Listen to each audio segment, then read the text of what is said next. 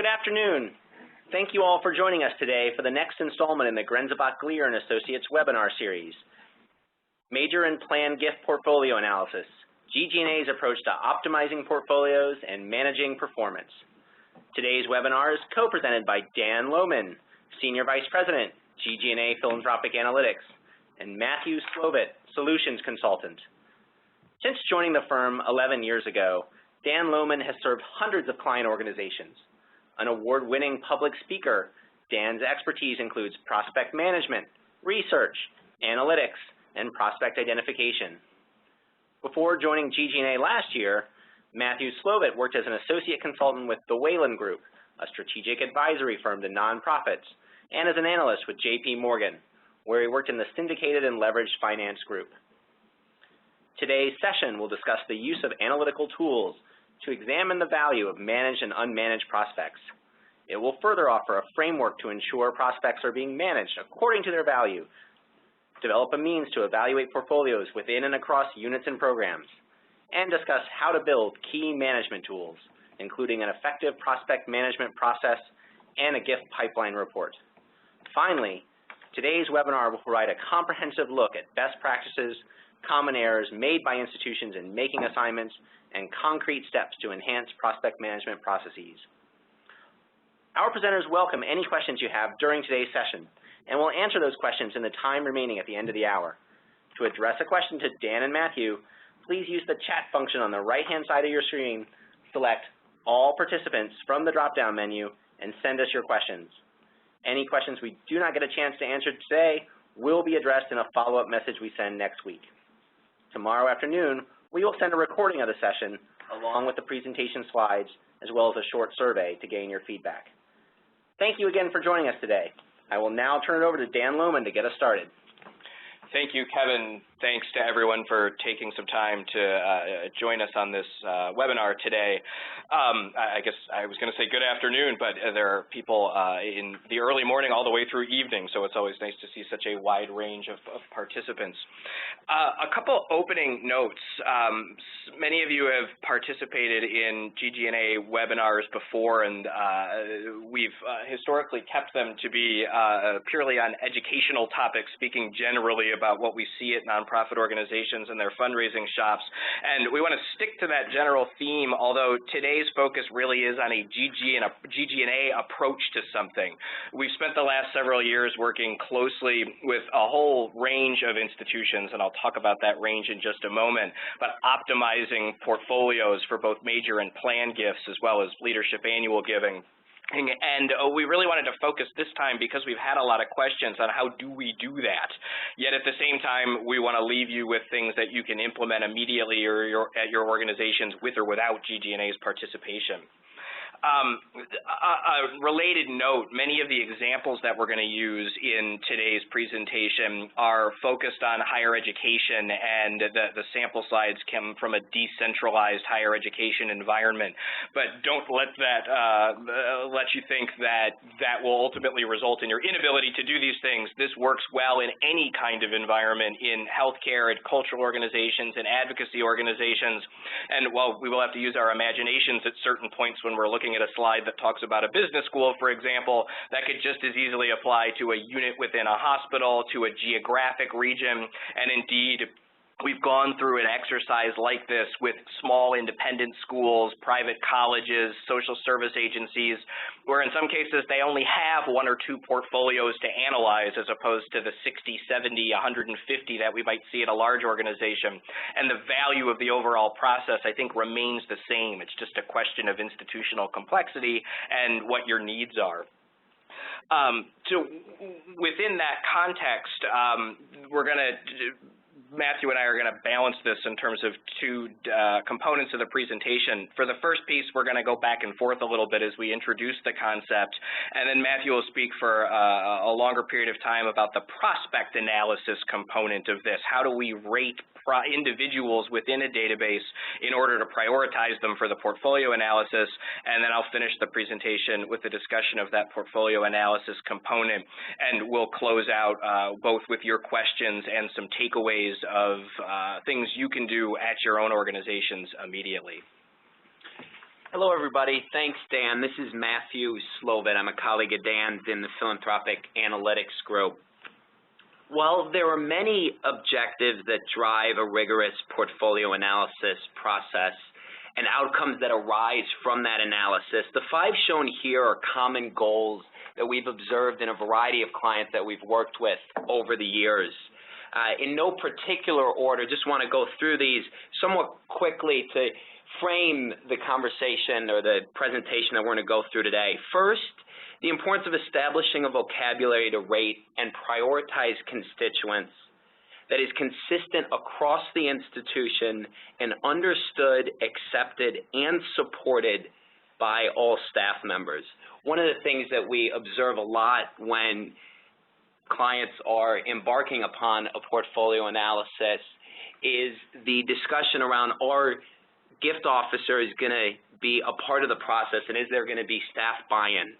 One of the things that Dan and I will talk throughout the presentation is the importance that this be an ongoing framework, that this isn't just a point-in-time static analysis.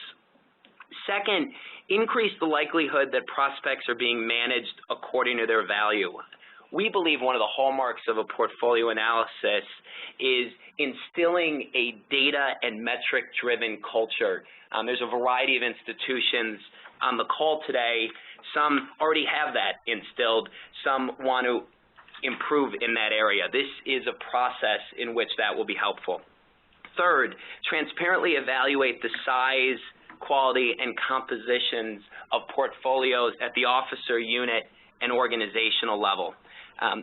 Tying in with the first point I made about the importance of staff buy-in, we strongly recommend that the methodology and findings of the analysis be shared throughout the organization to further support and promote staff buy-in and commitment to incorporate the results and the recommendations in colleagues' day-to-day work. Fourth, clearly track the movement of prospects throughout the prospect management process. Towards the end of the presentation, Dan's going to go into greater detail into the importance of creating or further refining a prospect stage management process. The 2 critical components of a portfolio analysis are the value of portfolios and then also looking at that value and how it changes over time. And then fifth, formalize a protocol so that this becomes an internal process.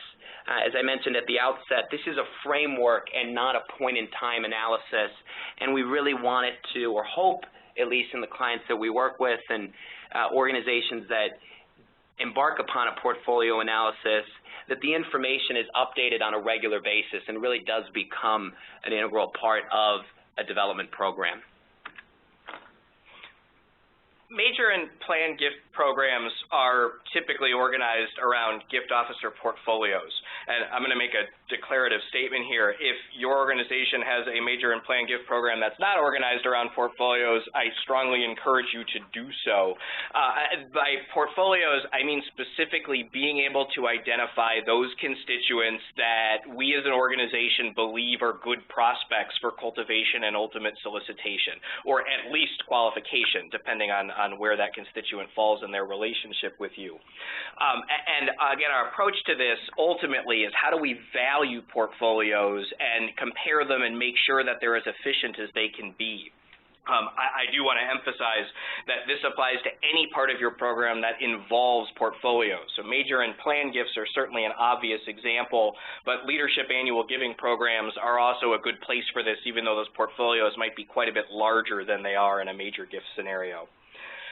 Most institutions that we work with are able to tell us who their gift officers are, although you'd actually be surprised how occasionally they can't number all of their staff. But they can tell us who their gift officers are, and they can tell us how many prospects each of those gift officers is managing in a portfolio.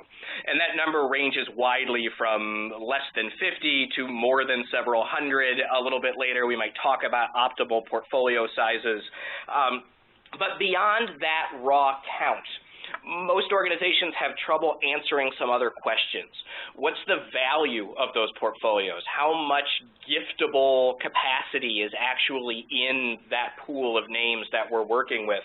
Or even at a relative scale, is this portfolio more valuable than another portfolio?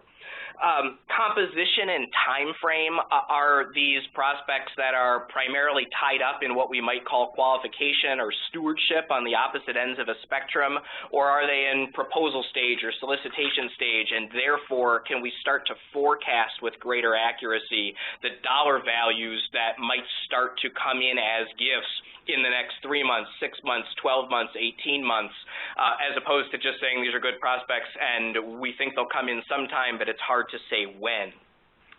And then the last two, which are a little more subjective, where are there opportunities for improvement and how can we create some measures of performance and progress? By improvement, I think we're looking broadly at the concept of efficiency. If we're talking to 100 to 150 people this year about major gifts, are we talking to the 100 to 150 that are as likely to be the best prospects as we can muster for any given program, gift officer's experience level, et cetera? And how can we start to shift out prospects that may be consuming time and resources without a lot of value and move in qualification or discovery prospects that we can spend more time with and plan for a longer-term cultivation effort? And by measures of performance, I want to be clear that I'm not specifically talking about measuring job performance. That portfolio analysis can have some applications there, but it's really not designed as a mechanism to say you're a good gift officer versus this one over here who's not as effective as you are. I think it's to look at performance in terms of how do we keep track of what can be hundreds or thousands of names? How do we make sure nobody falls through the cracks and that we don't communicate with someone at a critical moment? How do we make sure that we're having the right number of conversations face-to-face, on the phone, through the mail, whatever? But how can we structure that in a way so that it creates an efficiency for the gift officer as well as a reporting structure for management so you can keep better track of where a process is for any one gift officer, unit, or institution in a way that's ultimately very systematic. With Dan's remarks, I think it's hopefully becoming clear that there are many, many applications of a portfolio analysis. I think another title for this presentation could be how to structure a major gifts department and how to evaluate it on an ongoing basis. Some of the things that we have observed as the most common applications, or at least are the things that we find clients are seeking as critical objectives in the near term, are looking at a way to transparently evaluate prospects within portfolios and the process for how they're assigned to officers. The portfolio analysis, whether done internally or with an external partner, it's critical to make sure that it's a fair and universal system across officers within a unit and across the institution, and that officers are aware of that process so that a fact-based and data-driven approach is clearly understood and can be continually referenced as a baseline for how prospects are being assigned and unassigned and potentially shifted or reassigned between officers. It's also a tool for understanding how to deploy resources, whether it be personnel or non-personnel. I mean, there's aspects of this analysis that drive an officer's week-to-week tasks, but there's also aspects of it that become essential to a manager's ability to manage and drive growth within a department. And to something that Dan mentioned earlier, just to reinforce, is how helpful this analysis becomes when a program is trying to project fundraising results. The build-up, which I'll go into a little bit later in the presentation, of looking at the intersection between portfolio valuation by capacity and affinity and prospect stage analysis, it becomes clear to see how having that information, especially when it's current and has been updated on an ongoing basis, becomes such a nice set of data points to more accurately forecast. before we really get into the heart of how to go about this process, I just wanted to take a moment to talk about what portfolio analysis is not. I want to differentiate between prospect analysis and portfolio analysis. Prospect analysis is a process, which we're going to describe in some detail in just a moment, of looking at each individual record in a database system at an organization and evaluating their likelihood to make a gift or strength of relationship to you, as well as their capacity to make a gift. And again, we're going to go into some detail about how we can approach that both at the internal institutional level, from external sources, or a hybrid approach. And it's a necessary precursor to a portfolio analysis. We need a framework or a vocabulary to describe the value of prospects that we can then roll up into portfolios that we've created, that we can then divide into institutional units or organizational structures, and ultimately, as you'll see later in the presentation, move into a staging system that allows us to keep track of where individuals are in a pro forma system to move them from first contact to gift and then back around to the next gift. Another thing portfolio analysis is not is a piece of software or a piece of technology or a dashboard. It's a framework that enables information to flow out of your data management systems into the hands of decision makers, gift officers, prospect managers, prospect researchers, in a way to make you more efficient, focused on the right prospects, and do that on a wholesale basis. Again, something we're going to talk about as we go through this. The technology is important, don't get me wrong. All of this data has to exist in an internal donor management system, and reports have to be generated from that. And there are all kinds of companies out there that provide donor management systems, as well as bolt-ons that provide reporting capabilities associated with this. But those pieces of technology alone don't do anything. What we really, all they do is report. And what we want to focus on in this conversation is the content that feeds that reporting structure. Now we're going to go into a little bit more detail around the different components of portfolio analysis. I'm going to focus a little bit on the initial building blocks of what sort of data gets gathered that incorporates the analysis. Dan mentioned that portfolio analysis is not prospect analysis, and that's right, but prospect analysis is a component and is one of the starting building blocks for the portfolio analysis. It's already been mentioned a couple times, but brief concept overview, we're evaluating portfolios to build an effective gift pipeline, and we want it to coordinate with existing prospect management guidelines.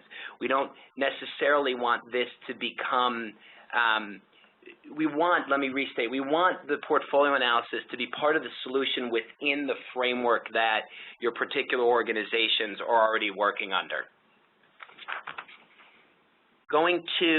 Looking at the rating of affinity and inclination, the prospect assessment of what is the capacity of an individual and the likelihood of that individual to give to your particular institution. The important factors here are we want to include relationship factors, affiliation type, whether they're a parent, alum, friend, what is their past giving frequency, recency, volunteer engagement. All of these factors will be useful in indicating whether a prospect is a warm or a cold prospect. Is this someone that is closely affiliated with your institution, or is it someone that is more on the periphery? And we want to build a framework to easily identify those prospects that are closer so that we could optimize the resource allocation to the high-value prospects to drive fundraising performance at your organization. The other thing, this middle bullet point, is really important about applying a consistent rating process across the whole entire institution. And also, it should be somewhat simple and logical so that the rating process doesn't become such a resource drain that you don't get the opportunity to move on to the more sophisticated overlays, which is actually the portfolio analysis. This is the first building block. It's important that it's consistent, but you don't want the rating process to become the end-all of the analysis. The predictive modeling process of looking at a prospect's likelihood to give to your institution is really looking at a combination of characteristics that you track internally, that giving information, what was their original connection to your organization, whether it be as a parent of a child in the higher education context, or parent of a child that received medical services, or is it a friend, a variety of characteristics that give an indication of the individual's relationship with the institution. And then that information you're tracking internally, hopefully systematically, in your donor management systems. But it's also important to incorporate external data, demographic data like age where that hasn't maybe been captured, or marital status, or presence of children, length of residence, home ownership versus renter. You could imagine as we expand the universe of characteristics that we're able to attach to each individual prospect, whether internally or with an external partner, you're able to take all these variables and feed them into a model. That's where the predictive modeling title comes from, that is used to attach ratings to the individual prospects. This slide, page 10, is just a sample of some of the ratings that we use at GG+A. There are other firms that use different ratings, and there are organizations that internally have developed their own ratings. These three categories will be common to all of you: annual giving, planned giving, and major gift code. And here we've just attached a numerical or an alphabetical tag to indicate the differentiation between high-value prospects in the major gift code, planned giving, the prospects that are most likely to be your best planned giving prospects, I should say, and then an annual giving hierarchy. This is just one example. And I want to emphasize here, while this is our approach to this, that there is no right answer in the way you formulate the rating system itself. I think the key rules are there's a mechanism to say highly affiliated to unaffiliated, or high likelihood to very low likelihood, and that, as Matthew said a moment ago, this can be applied wholesale. It's not a question of staff going through record by record and assigning their view of what this is.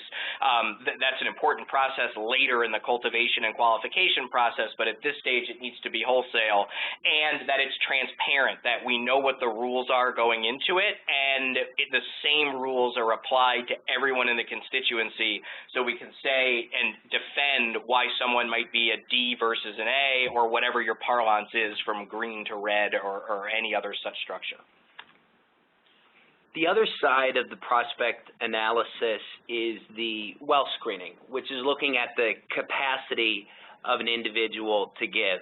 Predictive modeling is looking at the affinity or likelihood of that individual to give to your particular institution, well screening being the capacity of an individual to give to any nonprofit. Many of you on this call have done well screening analysis or are familiar with its methodology. It's the intersection of these two that inform the prospect analysis that is the basic building block to evaluating portfolios. Now we're going to take a look at some sample slides from reports that GG+A has done. These are just illustrative examples of the type of ways we use the prospect rating information that we just walked through with the predictive modeling and the well screening.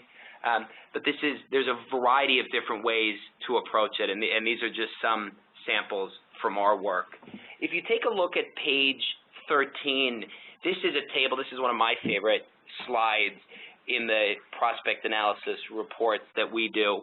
And it's very simply speaking, looking at the distinction between assigned prospects and unassigned prospects on a university-wide basis. So if you take a look at the top table, these are the assigned prospects. There's 9,746 assigned prospects at this institution. And you'll notice on the x-axis has those major gift codes that we spoke about a little bit earlier, and then on the y-axis are the gift capacity ratings.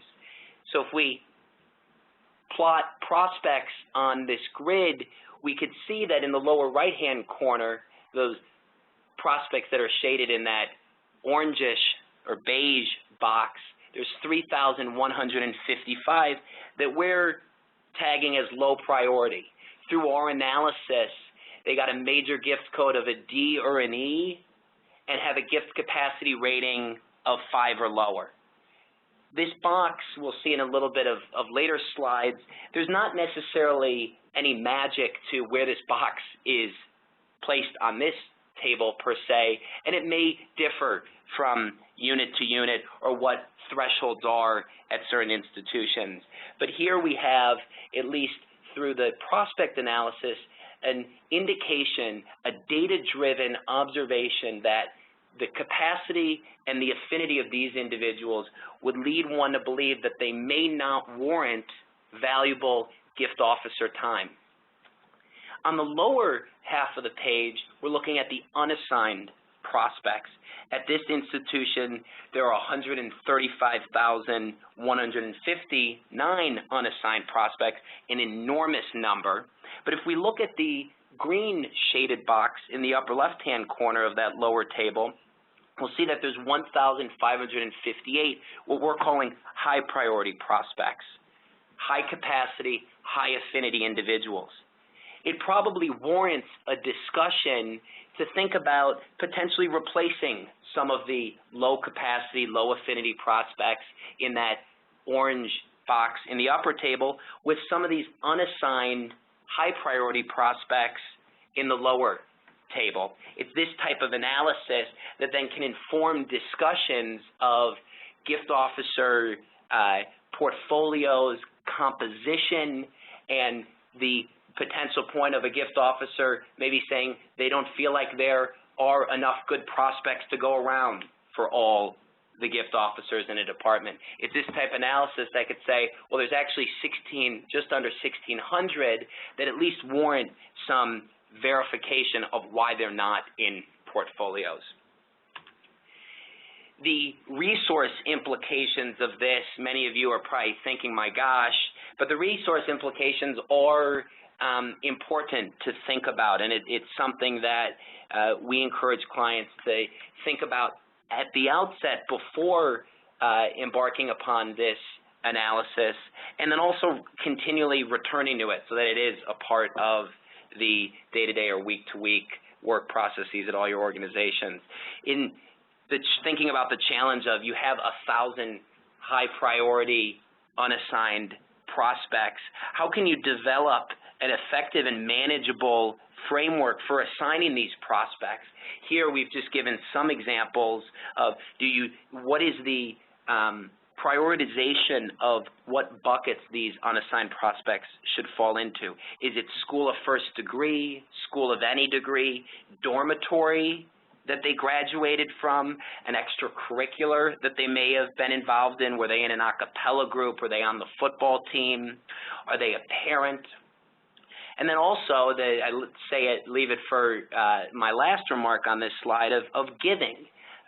We have observed in a lot of client environments, school of first degree is often the primary indicator of where prospects are placed. Our strong recommendation is that you follow the money first and foremost. It sounds somewhat obvious, but you'd be surprised how many institutions do not first look at giving history in the consideration of where to place prospects. Just a couple of quick points on this as well. Obviously, these examples are from higher education, but a little bit of imagination will go a long way as we think about medical thematic area, if we think about how museums or cultural organizations might be divided. Obviously, it's whatever works for you. A smaller organization that's very centralized and has only a couple of portfolio carrying gift officers, this step may be largely irrelevant in terms of saying we've got a few hundred good, unidentified, unmanaged prospects according to this analysis. How do we divvy them up against our small centralized staff as part of a qualification process? That's a great point, Dan. On slide 15, that just real briefly, this is just one example of an assignment rule schema that we might consider setting up or having a discussion with the client about incorporating in their process of looking at dollars contributed over a recent time period, 5 years is shown here, then dollars contributed over the lifetime, looking at parent relationship, and then some extracurriculars, school of first three. There's many variations on this table, but as I said on the prior page, we do strongly recommend that contributions is one of the first priorities and one of the first places that you look when determining where to place a prospect. The next two slides I want to just gloss over quickly because I want to give Dan an opportunity to speak in greater detail about this prospect analysis that's informing the portfolio analysis. But these next two slides just take a look at an individual unit. Slide 16 is the business school and slide 17 is engineering and applied science. You'll recall from a couple slides earlier we were looking at the university-wide, but that's not how most institutions are oriented. The discussion about prospect, assignment, and replacement occurs in many institutions at the unit level.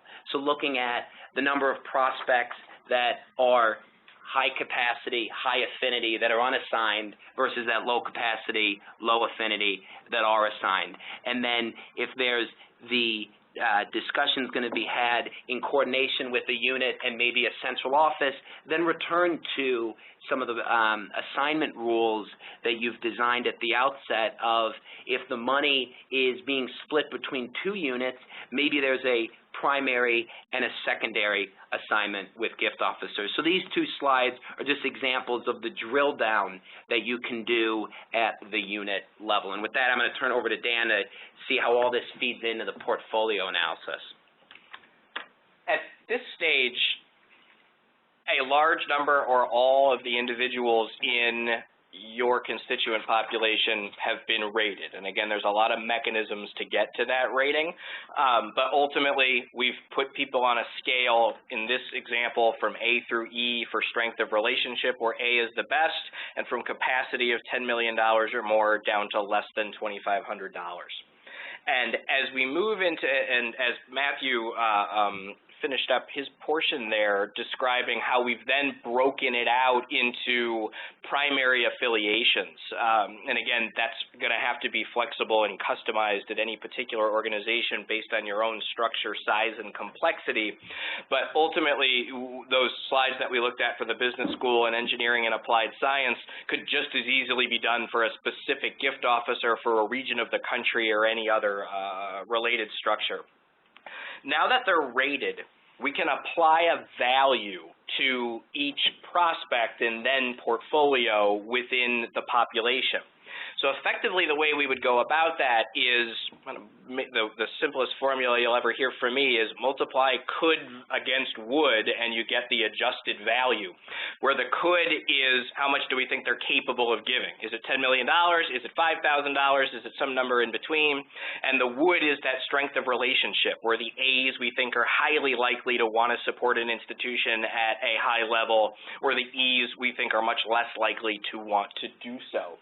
And how you structure that handicap can vary widely widely, but for the sake of example, just think of it this way. If we assume that an A-rated prospect could give all of their capacity to you, a B-rated prospect maybe only 75%, drop down to the Ds, maybe that's 20%, and the Es, at some organizations we've done 0, other organizations we have seen lower percentages, 5%, 7%.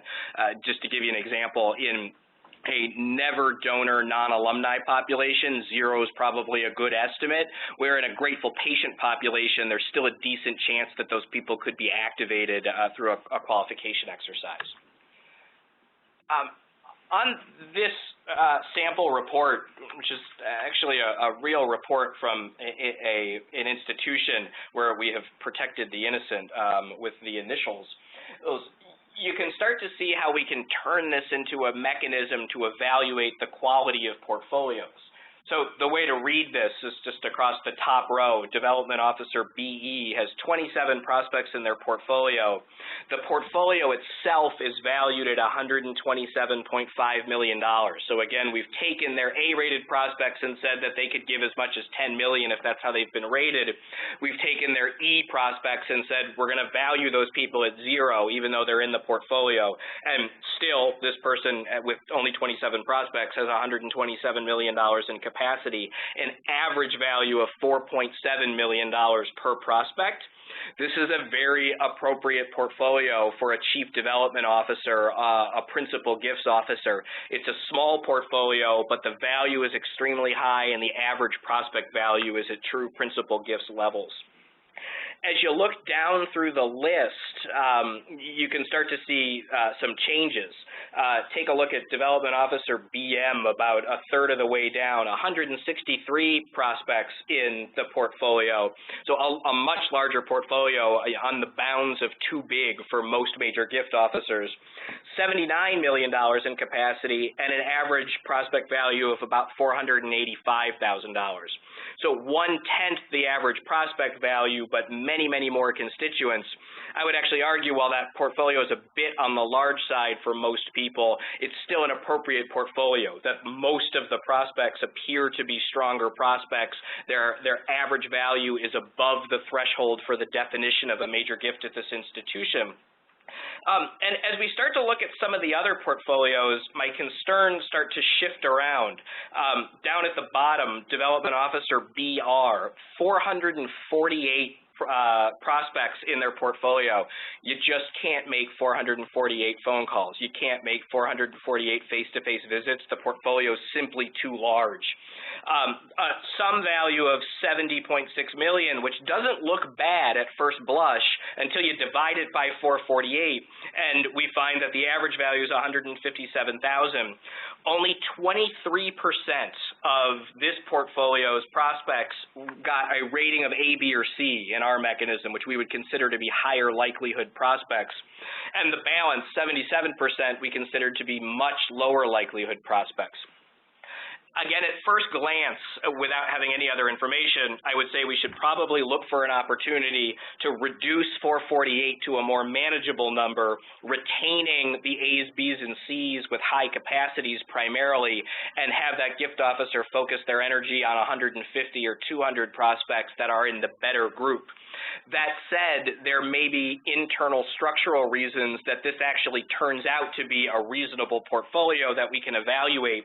For example, if there's a large discovery population, if there are 448 names in the pool right now, but we expect to make 200 discovery visits over the next 18 months, say, and intend to disqualify some number of these or qualify them and move them into cultivation, either in gift officer BR's portfolio or spread out to another gift officer.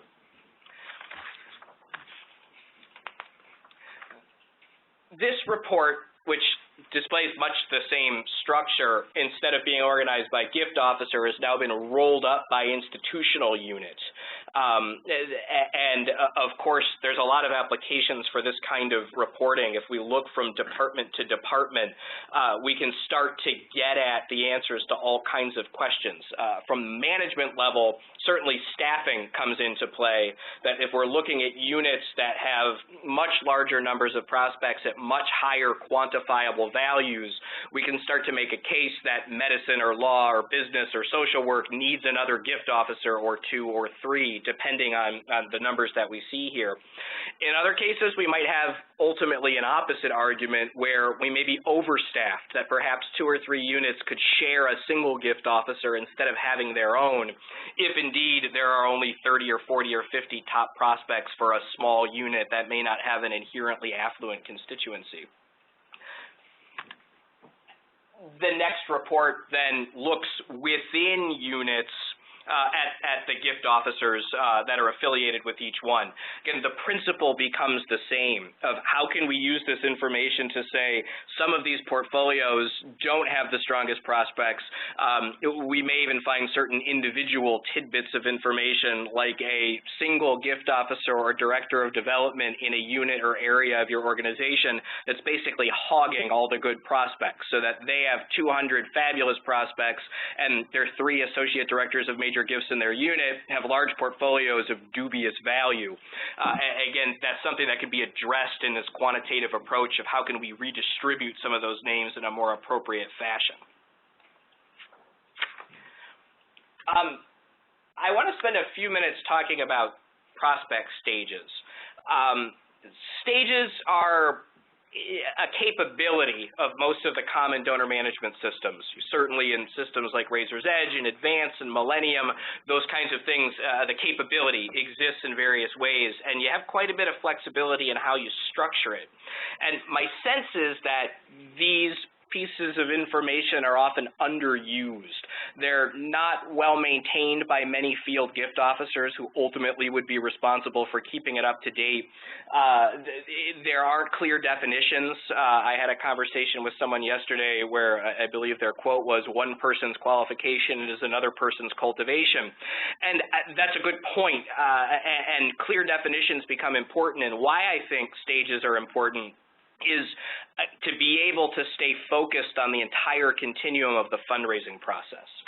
And I want to show you an example of a staging system that I happen to like, which is why I'm showing it, but there's many ways to approach this, so don't think this is the only way to do it. Here we've organized all assigned prospects into 6 distinct categories: identification, qualification, all the way through stewardship. And we've put a time frame on each one of those categories. And as you can see on the flow chart, there's a basic question that provides a general definition of where someone might be staged. I'm going to jump ahead and then jump back to this slide, but I wanted to show you what would be the follow-on to that cover page, which is 6 other pages that look like this. This is the advanced cultivation stage, where this organization has created a very clear definition, a clear definition of when you exit from that stage and how long an individual ought to remain in that stage before there's a reevaluation of prospect movement, prospect management within that pipeline. What this allows is, first, the opportunity for a restaging exercise. If you're not happy with the current quality of stage data in your system, you can take this as an opportunity to clarify the stages and their definitions, and then go back to your gift officers and say, here's a list of people in your portfolio, here are their 6 possible stages with definitions, please indicate by Friday which stage you think they're in. You know, a little bit of an aside on motivation. I had a large university client that was having a difficulty many of you will identify with. Much of the staff was happy to go ahead with the restaging, but it was in particular the rock star gift officers, the people raising millions and millions every year who knew they were not going to get fired or suffer any consequences if they didn't take the hour to do this restaging exercise. So what the Vice President ultimately did was promise a pizza party for each unit that got their restaging in on time. So what ended up happening was junior staff, administrative staff, other gift officers within the unit started to pester and harass the senior gift officer who wasn't filling out the form so that they could get their pizza party. They had 100% compliance within 6 days. It was beautiful. That's very nuts and bolts. So let me move back up to 50,000 feet. Something else that I think is valuable about this exercise and a time and stage report that I'll talk about in just a minute is most prospect management discussions, in my experience, focus on what you've done in the last 3 weeks and what you're going to do in the next 3 weeks. So it's who did we just meet with? Who are we about to submit a proposal to? What's the follow-up on the people we just met with?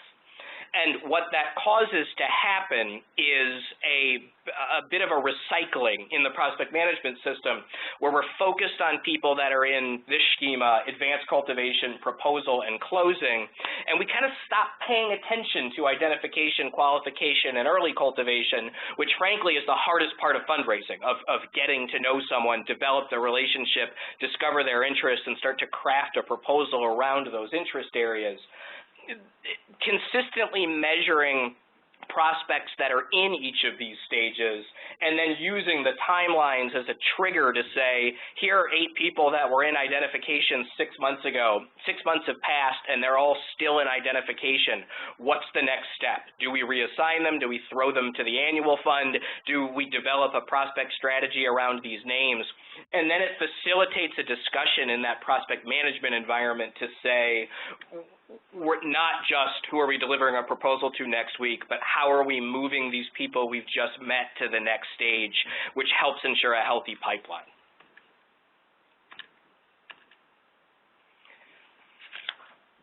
This, Matthew talked about his favorite slide in the presentation. This is my favorite slide in the presentation. These are assigned constituents at one unit in an institution. That's only relevant because on the right-hand side, we're comparing them against a university average. This could be done by a single gift officer. You don't have to have units for this slide to be useful.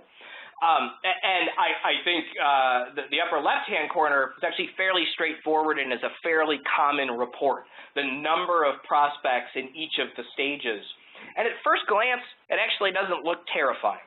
The number of prospects in identification and early cultivation is big, but that's okay because we don't know these people and some will become disqualified. There's a healthy number in advanced cultivation, proposal, and closing. And again, probably a big number, but not terrifyingly large on the stewardship side. What we've been able to add through the portfolio analysis and the prospect valuation is the lower left-hand corner, where now we can assign a capacity value to each of those stages.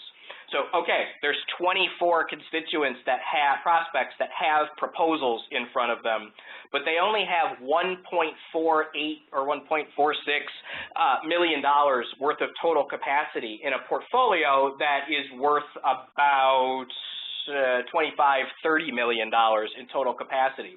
The vast majority of the money in this portfolio is tied up in stewardship.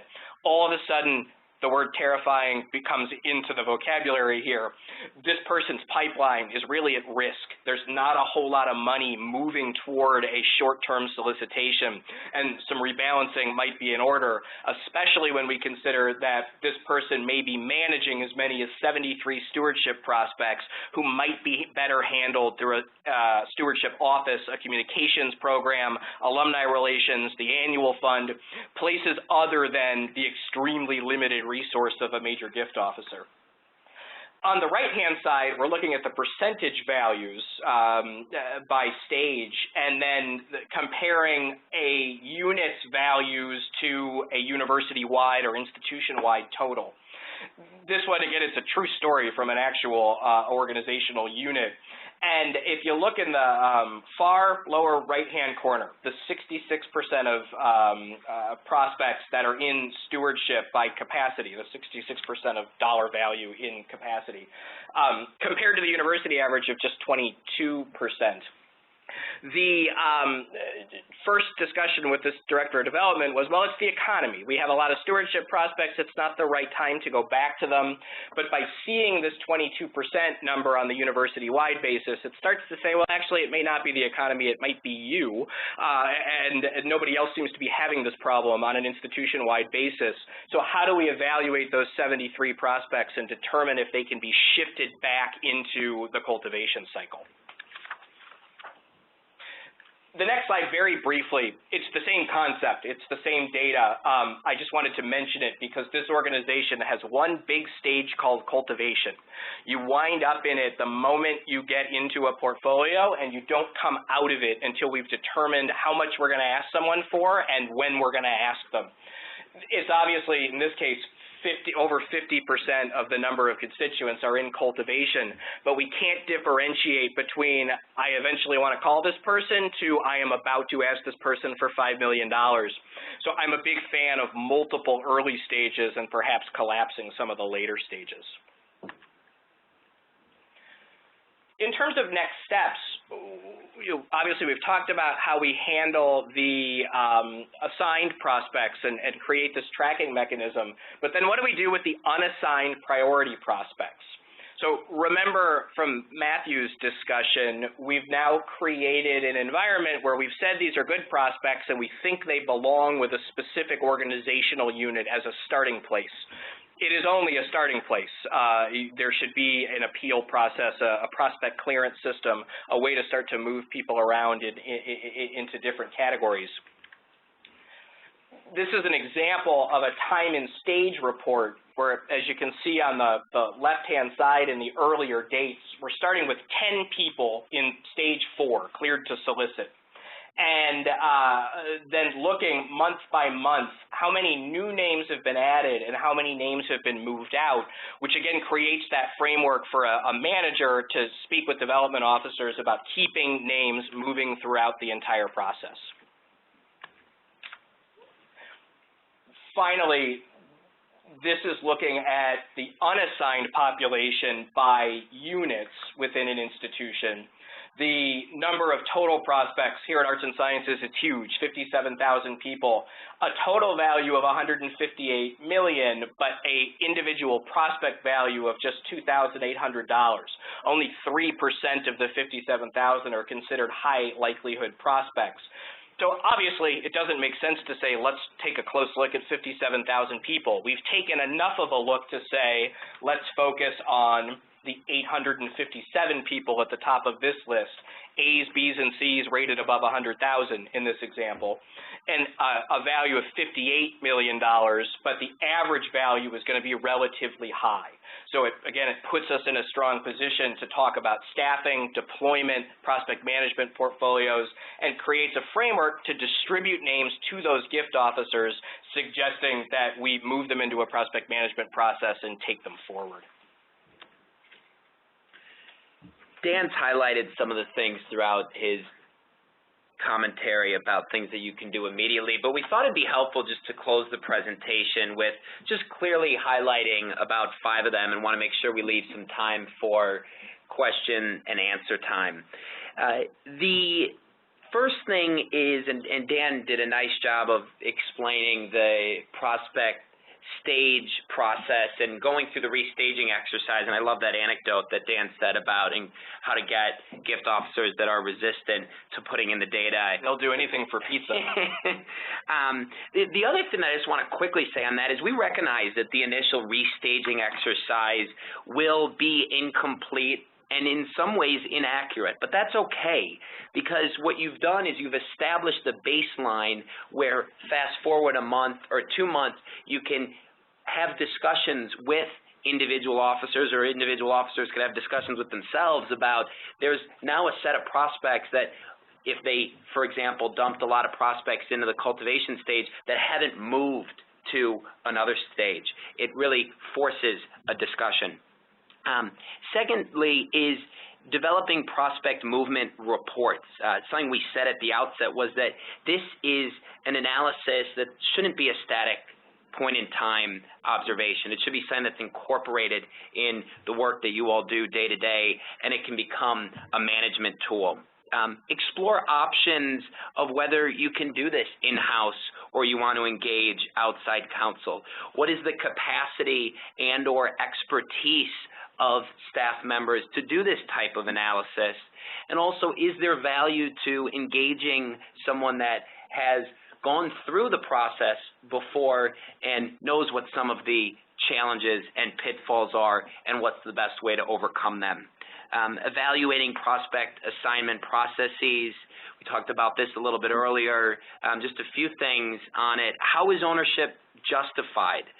Consider establishing a prospect clearance process to streamline shifts in assignments so that there isn't a bottleneck of needing to get an AVP or a VP's approval to shift prospects from one portfolio to another, from one gift officer's assignment to another. And think about building in secondary and tertiary assignments where that could be useful if prospects have multiple interests at an institution. And then the last thing that Dan did highlight is consider changing the stewardship function. Many portfolios that we've observed have a disproportionate number of prospects in stewardship, and really thinking through very critically about what are the resource implications of having 50, 60 prospects in the stewardship stage, and is it realistic to think about a gift officer managing all those prospects in that stage while still meeting near-term goals of getting gifts into the door to support the missions of all your organizations. Well, that wraps up our formal presentation. Now we have a few minutes for questions, and hopefully we'll provide some good answers. Thank you very much, Matthew. We already have some questions from participants. Let me just get started with that. Dan and Matthew, this participant says that at her institution, the database has only limited information about its prospects. What should she do? That's a good question. Many organizations have that question. Let me start with a common concern that we get is this isn't a good time for us to do this because we don't have a lot of data and we want to start collecting it. My question is then, when is a good time? Will it be in 3 years when you've collected all this information? Will it be in 5 years? I wouldn't let perfect be the enemy of good in this environment. Most organizations have pretty good gift data. And that's the most important thing in terms of a rating process.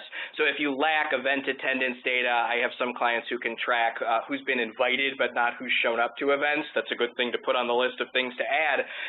But with gift data, you can get a long way. Plus, there's a ton of stuff you can buy externally. There's lots of marketing companies and companies that serve this industry specifically that can add age, income, home value, those kinds of demographics that you can build in, and those data appends are rather inexpensive. Dan and Matthew, another participant asked, how do you put a bottom line value on each gift officer's portfolio when using ranges? For example, how to count 10 prospects with capacity to give $500,000 to $1 million, for example? That's a good question. We use, in our methodology, we go as conservative as we can, and we use the bottom of the range. So if we've rated someone at $100,000 to $250,000 for capacity and have given them an A rating, meaning high likelihood, we would count that value at $100,000, even though realistically it could go higher. Something worth noting on this entire process, trying to put a raw, precise value on any given individual through a strictly model-driven exercise is challenging. That ultimately, to put a number on a prospect, we probably need to do some comprehensive prospect research as well as have discussions with gift officers or leadership. So we're really looking at a wholesale approach here and a starting place. So that we can come up with these conservative estimates. It works in the aggregate, though, because some of the people we've rated at 100% of their capacity will overperform, and some will underperform, while some people we've said are very unlikely to give and don't have much capacity. Out of a group of tens of thousands, we're probably going to get some big gifts in that anyway. And ultimately, in the aggregate, we find these numbers work very well. For Razor's Edge clients, do you recommend tracking through action tracks, proposal, or prospect status fields? I have no idea. Sorry, my expertise within the Razor's Edge structure isn't good enough to answer the question with that level of specificity. We do have people here on staff who know that system much better than I do, and I'm happy to answer those questions specifically. If somebody just wants to shoot me an email, I'll put you in touch. We won't charge you for that answer. Okay, I think we have time for one more question. Another participant asked, she notes that her institution doesn't structure major gift activity in portfolios. How is major gift portfolio analysis applicable to her program?